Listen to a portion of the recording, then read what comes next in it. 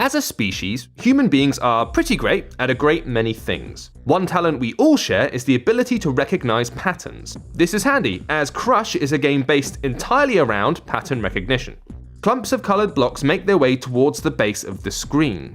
It's your job to stop this column of cubes reaching the bottom. By tapping a colored block, all corresponding blocks of the same color will vanish, causing the stream to collapse upwards. However, a new cluster of blocks will appear at the top of the screen.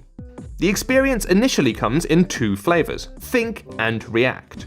React is the more action-centric of the modes, with the blocks speeding towards the bottom of the screen. Think mode slows the game down to a snail's pace, allowing for a much more deliberate approach to the gameplay.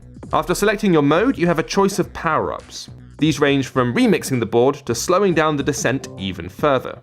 Not all features will be available immediately, as some require points to unlock, including the game's Crush mode.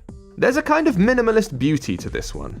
The stark differences in color between blocks allows your eye to distinguish which sections to tackle first. While the stripped back color palette is likely a practical measure to help you pick out patterns, it really enhances your interaction with the game.